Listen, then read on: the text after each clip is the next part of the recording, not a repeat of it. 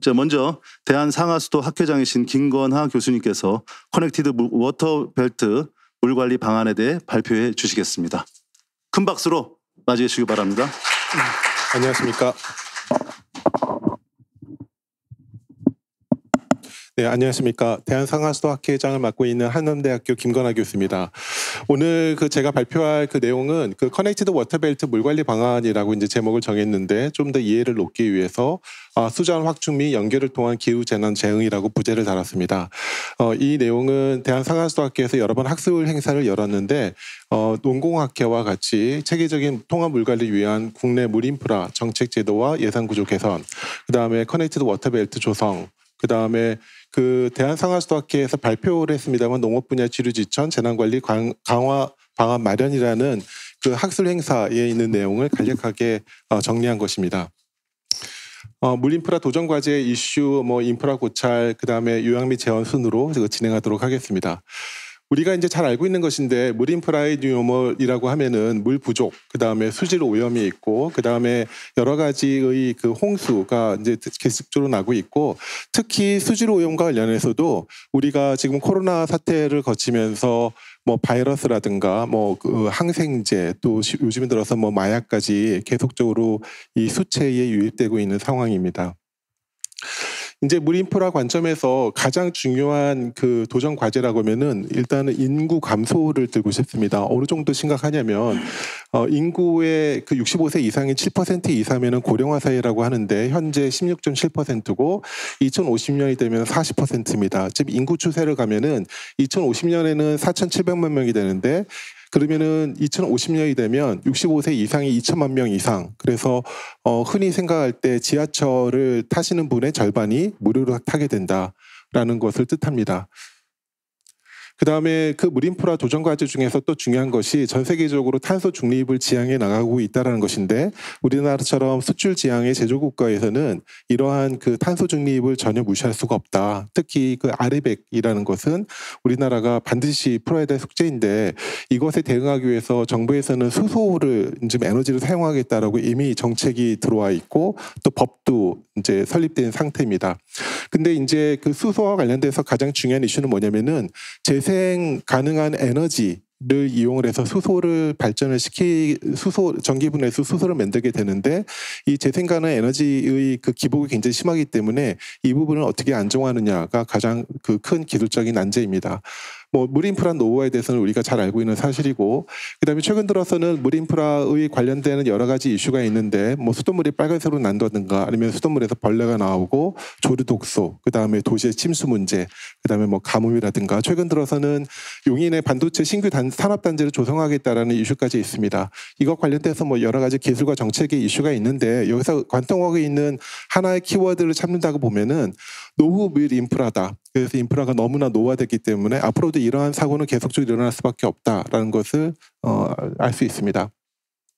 굉장히 중요한 사실 중에 하나가 우리나라에 있는 모든 상수원이라는 것은 하나의 팔당 취수장에서 경기 북부, 그다음에 평택까지 모두 다 이 취수를 하게 되는데, 그래서 광역 1에서 6단계까지, 하류권 1, 4단계까지 33억 톤을 갖다가 하게 되고, 33억 톤이라는 것은 우리나라에 있는 생공 용수의 25%입니다. 그래서 만약에 팔당 때문에 구조적 문제가 생긴다, 여러 가지 문제점이 생길 가능성이 있는데, 만약에 그렇게 된다면은 우리나라 삼성전자, 하이닉스 모두 다 불통이 되게 되고, 그다음에 수도권에 있는 물공급 체계가 모두 다 스톱하게 된다. 그래서 굉장히 취약한 상태를 갖고 있다, 이렇게 말씀드릴 수 있겠습니다. 그다음에 이제 용인에 반도체 단지가 들어오면서 300조 원을 투입하겠다라는 국가적인 추진 계획이 있는데, 실질적으로 보면은 여기서 가장 중요한 게 물과 에너지를 어떻게 공급할 것인가. 반도체라는 것은 탄소 중립을 맞춰야 되기 때문에 이 ESG를 맞추면서 물과 에너지를 공급한다는 건 절대 쉬운 것이 아니다. 그리고 거기서 보면은 이동저수지가 있는데, 이동저수지는 경기도 최대의 노는 저수지입니다. 2,100만 톤을 갖고 있고, 그러면은 용인에 있는 반도체 단지가 있을 때 이동저수지를 거쳐갈 수밖에 없는데, 이동저수지, 노는 저수지는 어떻게 할 것인가에 대해서는 반드시 풀어야 할 숙제다. 그래서 지금 환경부에서 대응하고 있는 것은 이제 팔당댐이라든가 소양강댐에서 물을 갖다가 멀리서 가져오고 하수 제2용수를 갖다 삼성전자에다가 허드렛 물로 보내게 하고 물공급 체계를 바꾼다라고 이제 대책을 세웠습니다. 그다음에 이제 산업해수를 보게 되면은 우리나라에 있는 공업단지, 농공단지를 갖다 보이고 있는데 굉장히 많은 것을 보일 수 있습니다. 특히 이 낙동강 지역을 보면은 구미에서 쓰고 버린 물을 대구에 또 쓰고 버리고 하루로 가면 갈수록 굉장히 미량 물질이 많이 나오게 되는 것들은 우리가 익히 알고 있는 사실입니다. 그래서 특히 낙동강 지역 같은 경우에서는 하류에서 취수하게 됐을 때 굉장히 뭐 불만도 많고 여러 가지 이슈가 반복해서 발생되고 있습니다. 그 농업용수와 관련돼서 오늘 또 이렇게 얘기를 하게 되면은 농업용수가 물갈이 인원화에서 그 이제 포함되어 있지 않기 때문에 여러 가지 이슈가 생기고 있다. 특히 기후재난, 뭐 가뭄이라고 홍수가 있을 때 농업용수라는 것은 절대적으로 필요한데 지금 우리가 전혀 이제 포함되지 못하고 있다는 것이죠. 그래서 우리나라의 1250억 톤의 빗물 중에서 쓰고 있는 것들이 300억 톤 정도가 되고 150억 톤 정도가 농업용수인데 실질적으로 농업용수에 있는 수량은 점점 줄고 있다. 그러니까 사용되고 있는 사람들이 이제 쌀을 안 먹는 거죠. 그래서 정말 중요한 것은 지금 농업용수의 시설을 현대화해야 되고 그다음에 농민들에게 깨끗하고 풍부한 그 농업용수를 공급하는 것들이 무엇보다 중요하다. 그 대신 그 농업용 저수지 갖고 있는 이수 기능, 그다음에 치수 기능을 강화할 필요가 있다. 이렇게 말씀드릴 수 있겠습니다. 이거는 이제 올 초에 있는 완도의 미라제라는 그 농업용 저수지입니다. 그 완전히 이게 1000만 톤 정도, 이동용 저수지의 절반 정도인데 완전히 뭐 밑바닥을 보이고 있는 것을 보이고 있습니다. 그다음에 그 호남 가뭄의 대응 방향을 보게 되면은 지금 이제 여기에서 보면은 영산강, 그다음에 탐진강, 그다음에 여기에 섬진강이 있는데 영산강 같은 경우에는 섬진강에 있는 주암댐 동북댐에 있는 물을 가지고 있거든요. 그래서 여기서 이제 정부에 있는 대책은 어떤 것이냐면은 동북댐 중암댐에서 물을 가져오는 대신 갖고 오고 있지만 나주호에 있는 물을 갖다가 좀 더 주고 그다음에 장흥댐에 있는 물을 조금 더 준 다음에 대신 나주호는 농업용수이기 때문에 족산보에서 물을 갖다 좀 더 가져온다. 그다음에 여기서 조절리댐에서 지금 여수 산업단지에다 주고 있었는데 광야 산업단지에도 물을 갖다가 나눠주겠다라는 대책을 세웠습니다. 그다음에 여기서 보면 이제 똑같이 그 주암댐, 수어댐에 용수를 갖다 비축을 시켜놓겠다라는 대책도 있고 공급 체계 조정, 말씀드린 대로 그렇고 그다음에 대체 수자원을 확보하겠다. 그래서 하수 제용이라든가 해담이라든가 뭐 지하수라든가 여러 가지의 수원을 갖다 확보를 해서 물을 갖다 공급하는 체계를 만들겠다. 그래서 상당히 논리적으로 만들었다 이렇게 생각이 됩니다. 그렇다면 그 외국에 있는 그 인프라의 사례를 갖다가 간략적으로 살펴보고 싶은데 그 영국에 있는 테임즈 용수 환상한성입니다. 이거는 그냥 제가 번역을 한 건데 그 영국 같은 런던 같은 경우는 이미 상수원 공급 반망이 있었습니다. 그런데 계속적으로 노화되기 때문에 이 노화된 인프라를 고치는 것이 아니라 그대로 놔두고 쓰고 있으면서 지하 40m에다가 다시 상수 관망을 갖다가 다시 시설을 하고 있는 중입니다. 25년까지 끝내게 돼 있는데 예산이 1조 6천억입니다. 그다음에 뉴욕시 공급 체계가 아주 대표적이라고 생각을 드는데 수원이 27개입니다. 우리나라는 하나인데 뉴욕은 27개고 그다음에 3개의 다른 그 공급 체계를 갖고 있습니다. 그래서 여기서 뭐 캐스킬, 델라웨어, 크로톤 시스템이라고 돼 있고 거기에 있는 정수장이 만약에 문제가 생긴다라고 하면은 그 정수장을 갖다가 바이패스하는 시스템을 갖고 있고 그런 재난이 있을 때 어떻게 바이패스 시키면서 소독을 어떻게 한다는 매뉴얼들이 하나씩 다 정해져 있는 것을 볼 수 있습니다. 특히 정수장에서 뉴욕시로 공급하게 될 때는 다시 배수 시스템이 3개가 달라가지고 어떤 배수 시스템이 고장나더라도 나머지 2개가 작동할 수 있고 2개 고장나더라도 하나는 비상 공급을 할 수 있는 체계를 갖다가 일일이 다 만들어놨던 거를 볼 수 있습니다. 그래서 어떤 재난이 있더라도 물은 공급할 수 있다라는 것이 우리나라랑 다르다. 그다음에 이제 싱가포르 같은 경우는 잘 아시는 대로 물 부족 국가이기 때문에 저수지에서 물도 가져오고 말레이시아에서 물도 가져오고 있는데 이 하수 재이용을 쓰면서 싱가포르 공급하고 있는 물의 40%를 하수 재이용을 합니다. 하수 재이용을 해서 먹는 물로 공급을 해서 수돗물 틀면은 하수 재이용수가 나오고 그다음에 해수 담수화가 20% 생산이 되기 위해서 현재 싱가포르에서 공급하고 있는 물의 60%를 갖다가 하수 재이용과 해수 담수화로 공급하고 있는 상태고 2050년까지 이거를 80%까지 늘리겠다고 얘기합니다. 그러니까 정말 비가 하나도 오지 않더라도 그다음에 저수지에 물이 없더라도 물을 공급할 수 있다라는 시스템을 목표로 만들어 나가는 것을 볼 수 있습니다. 호주의 사례는 우리가 상당히 자세히 봐야 되는 것인데, 호주에 있는 색 워터 그리드가 굉장히 중요한 사례입니다.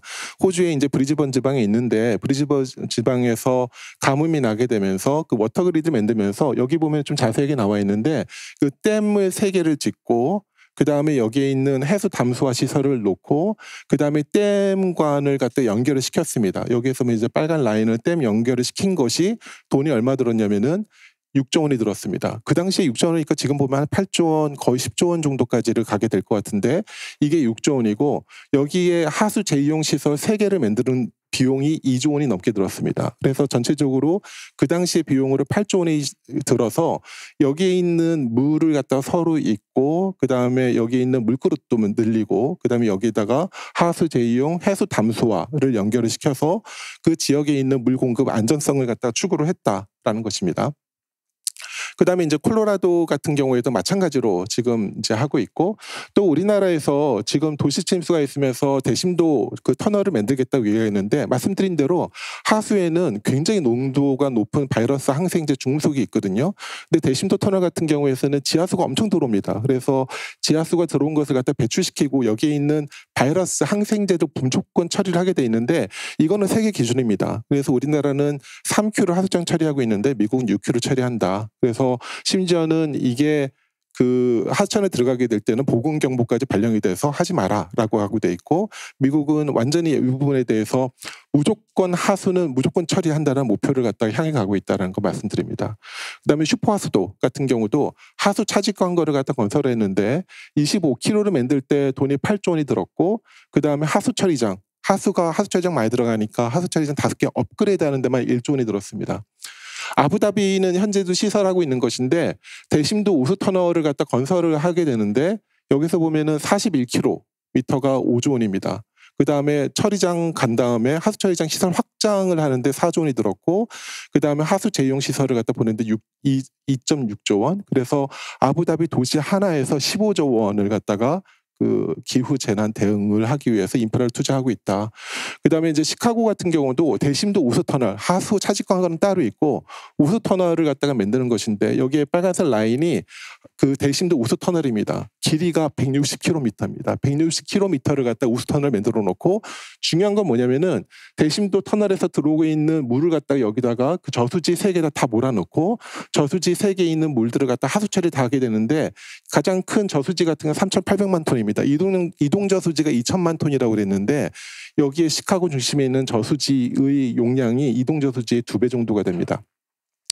자, 그렇다면 우리가 2050년 탄소 중립을 도달해야 되는 2050년에 우리가 향해 갈 부분은 어떤 것이냐라고 하면은 탄소 중립, 그다음에 재난, 그다음에 여러 가지의 이슈가 있게 되는데, 이 수소라는 것도 상당히 중요하고, 그다음에 물을 갖다가 사용하는 것이 상당히 중요하다.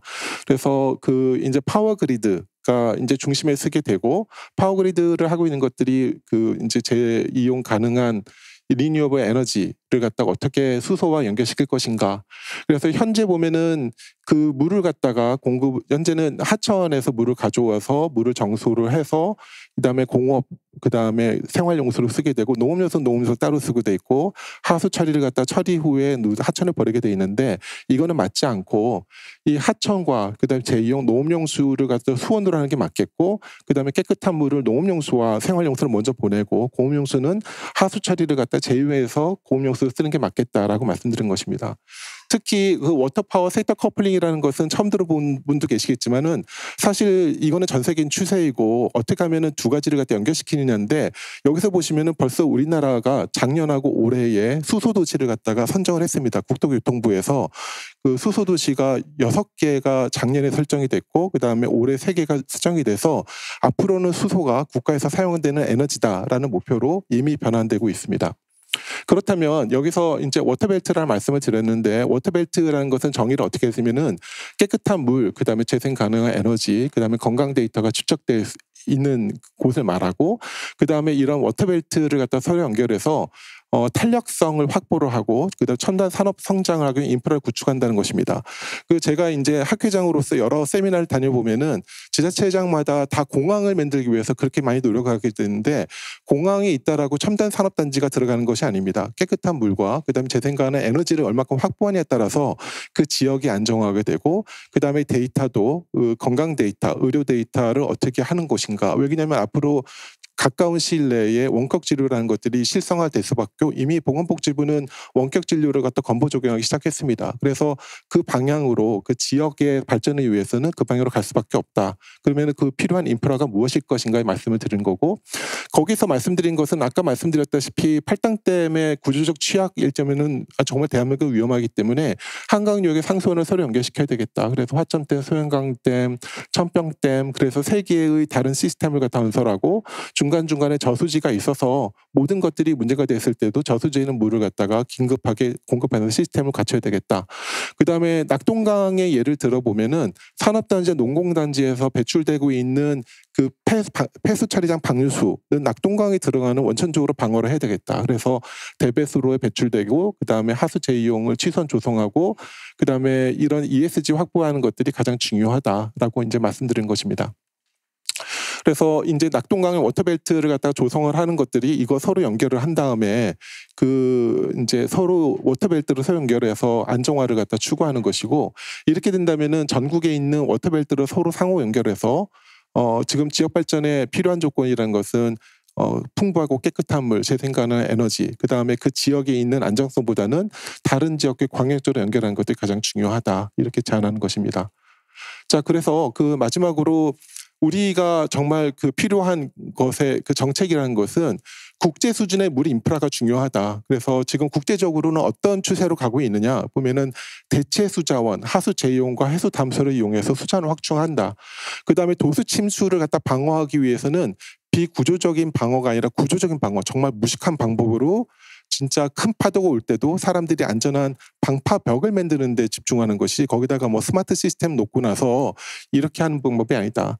그래서 우리나라가 정말 물 수출을 한다고 생각을 한다면 국제 수준에 있는 물 인프라가 어떻게 방향으로 가고 있는지 명확하게 알고 그 방법에 대해서 우리가 정말 선투자를 열심히 해야지 우리가 그 물산업 수출 기반을 조성할 수 있게 되겠다. 그 다음에 커넥티드 워터벨트라는 것은 여러 가지 뭐 생태 문제도 있고 여러 가지 이슈를 제기할 수도 있습니다만은 이런 구조적인 문제를 갖다 해결할 수 있는 방법에 대해서 인프라 확충을 하는 것들이 필요하다. 이렇게 제언하는 바입니다. 이상 발표 마치겠습니다.